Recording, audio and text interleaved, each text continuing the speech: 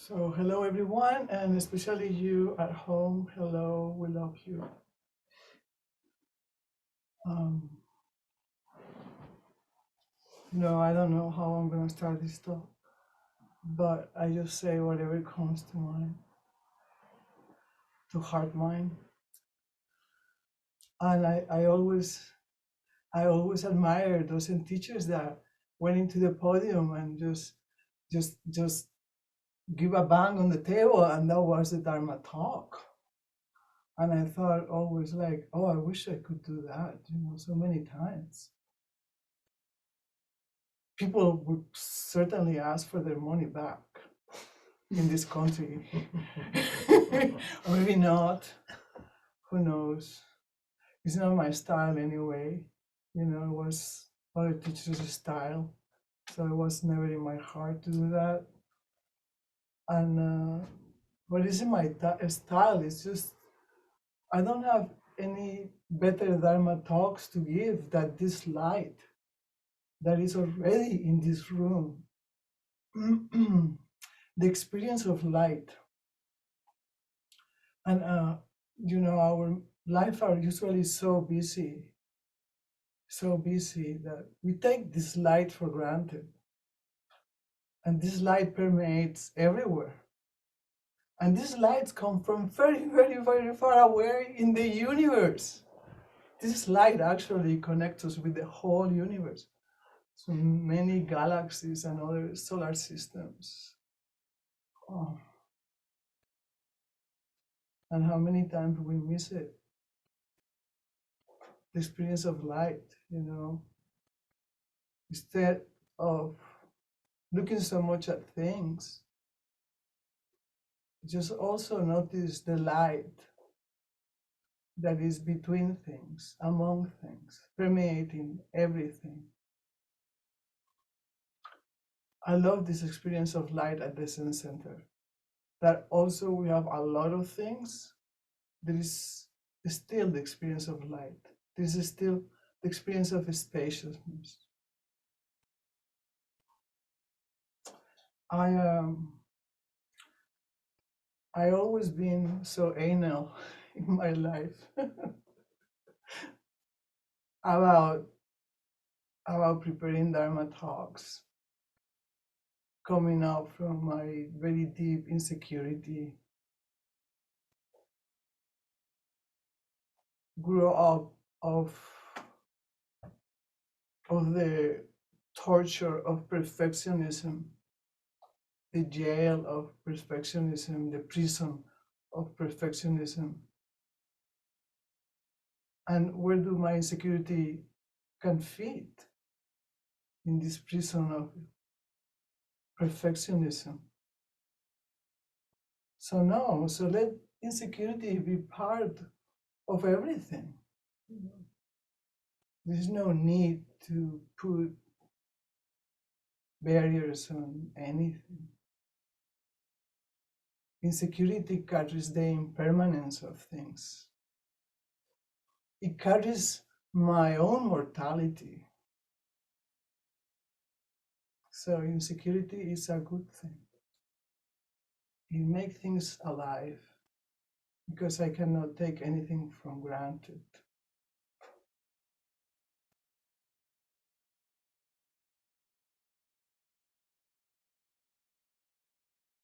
I did put some words that came to mind before coming here.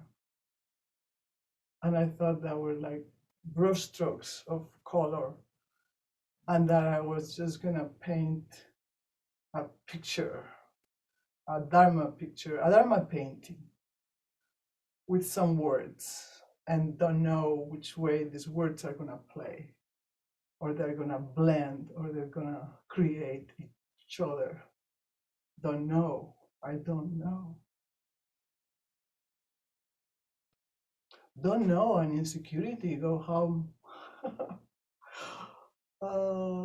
how could we be comfortable in the not knowing mind if we have to feel secure about things? It's impossible.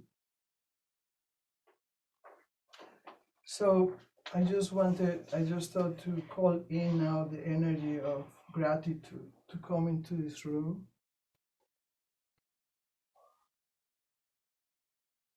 I don't know if you have to change position or not to call that energy, but it won't hurt. And that I was, reminded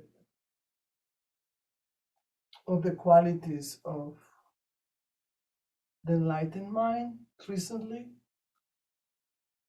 And it's not that I didn't know about it, I did know about it. So we are talking here about our intrinsic nature. It's not nothing separate, it's who we are at a very, very primal level, very primordial level. If we take away all the conditioning and all the extra stuff, this is who we are. So there is no need to look for it anywhere because it's who we are. So wherever we go, it goes with us. So the primordial quality of the mind is emptiness. And emptiness, another word for emptiness is spaciousness. So our mind is spacious by nature.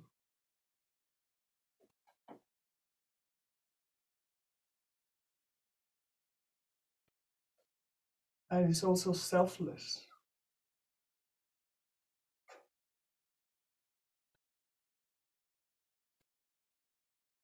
And it's also awake.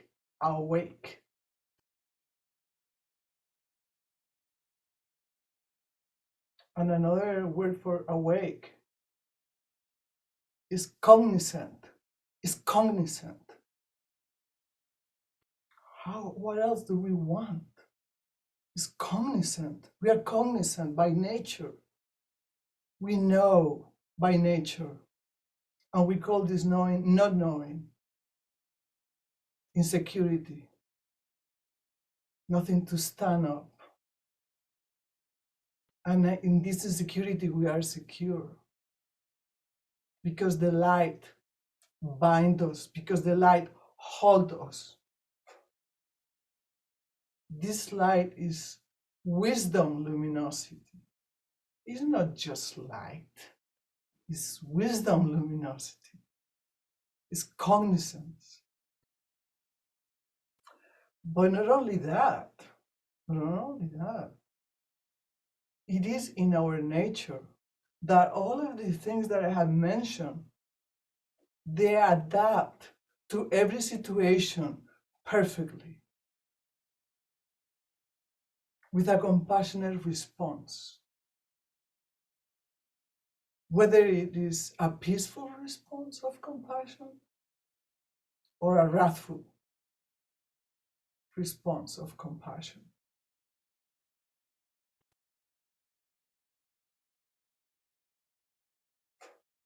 Sometimes the wrathfulness comes through me, and it's just that, it's just energy to wake up.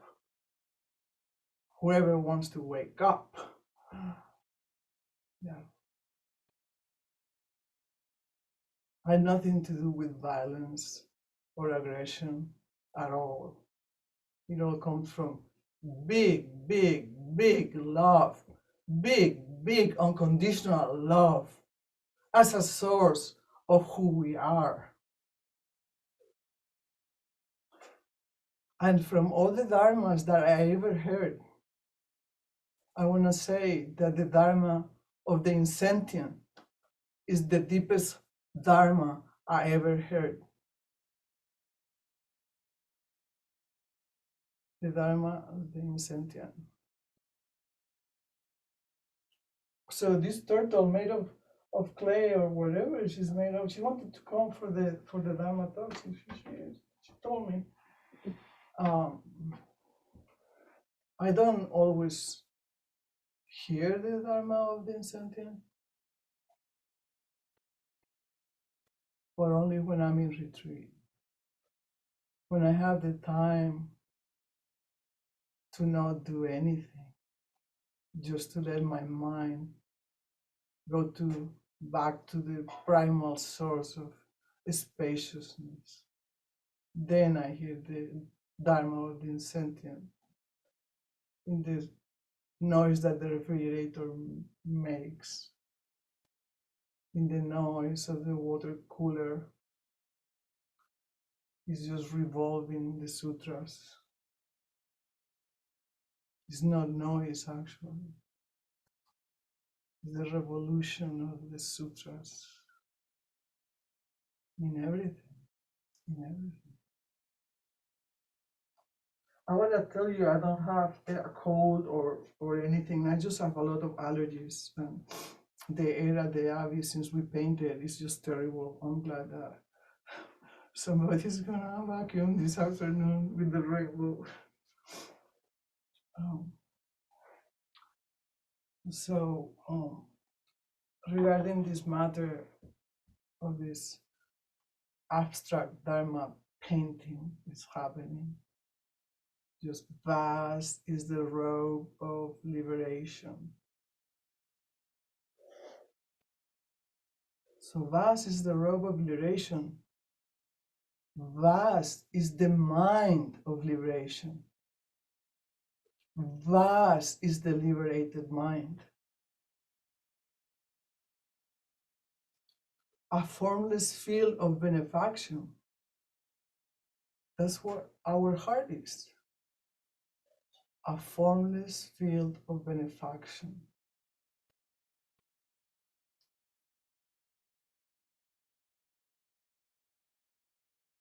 It can take many forms, though, because it doesn't have a form, a fixed form. It can take many forms. I wear the Tathagata's teaching. I am the Tathagata's teaching. I embody the Tathagata's teaching. It's just this light. It's just this light. It's just this wisdom light. It's just this luminosity of wisdom. That's nothing else but not knowing the luminosity of wisdom.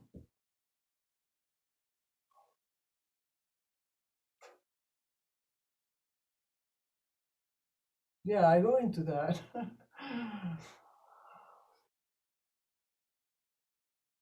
Instead of, what would I know? What would I know that is better than the luminosity of wisdom?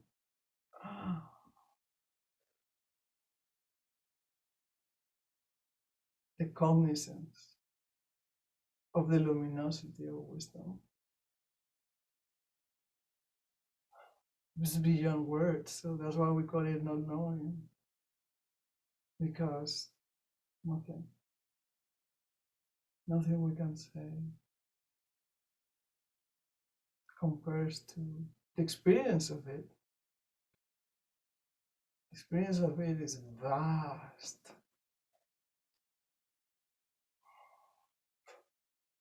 As the whole universe that brings us this light from many, many, many far away distant stars, sharing all this light, this luminosity of wisdom. And then when we have this experience, then we just become so grateful. So humbly grateful for every moment,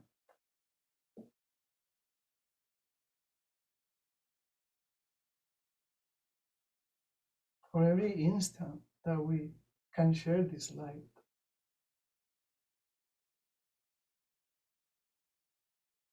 What a blessing to live in this light and to die in this light.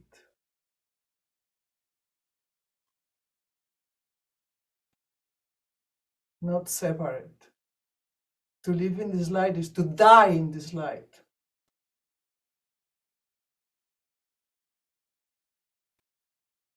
In this luminosity of wisdom, in this cognizance, die in this cognizance.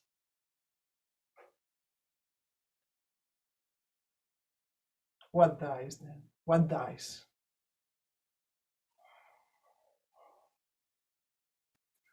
I have many other words. I brought many other colors in my palette, but I'm not gonna use them.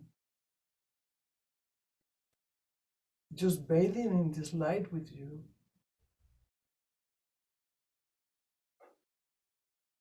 is all.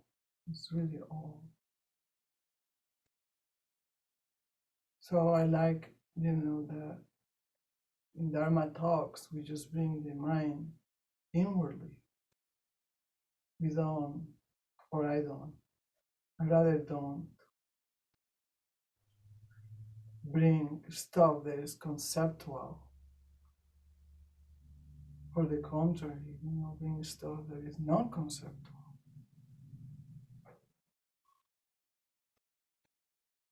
More like an abstract Dharma talk. It's good for me to reflect, like today, in which ways I separate from this light in my everyday life.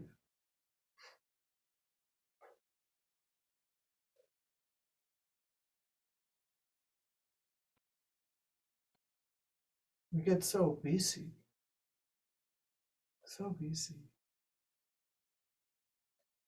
We become so selfish. I become so selfish. Like it's like the Dharma wheel of samsara runs, wheels, turns so fast. It just carries all of us with it. Yes, limited speed of samsara.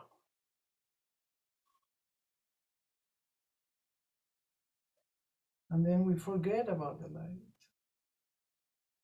And we forget that this life is not for granted. And we forget to reflect, what are we here for? What are we here for? To participate in the wheel of samsara and that? Or are we here to make a difference in the world, to fulfill our bodhisattva vows? And there is no one way we can serve. We can all serve in the way we're meant to serve. So we have to find that way. Each one of us has to find that way. And what a wake-up call for all these people in Louisville and Superior. They thought they had a secure life. I bet many of them did, secure life, health insurance, life insurance, great neighborhood, solid house. And then suddenly the unexpected happens. The wind comes, electric cables on the ground, a huge fire, so many people lost their houses, sorry.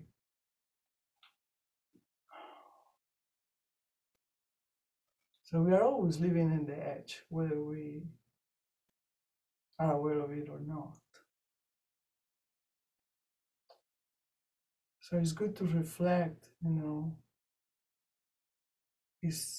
are we worthy of this life that is given to us? Are we worthy? And I don't mean to trigger feelings of unworthiness at all.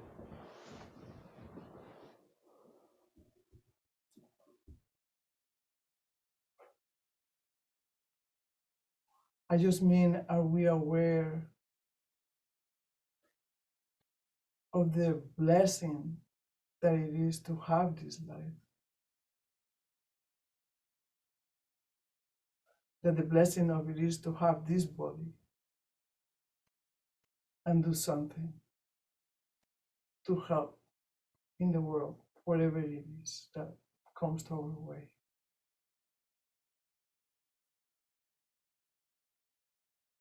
That's what I mean by worth it. I don't mean that the personal unworthiness that we are conditioned with. Not that kind. We are all worthy that way. We all have that primordial Buddha nature. So we are all worthy, more than worthy. We are blessed. We are all gifted. So how are we going to use our blessed life, our gifted life, to help out? So may this year we realize more of this light that is already intrinsic light, and that we bring more of that light into the world, and that we realize that gratefulness that comes with the experience of this light, the deep humility that comes with the experience of this light, deep, deep, deep humility. It's like, being part of something so much bigger that we can melt into it. We totally can melt into it. So where would those feelings of arrogance would come from? We are just all melted into this cognizant, luminous wisdom, light. So may I totally disappear into this light. That's my wishes for myself for this new year. No fear at all. No fear. Just big, big, big love.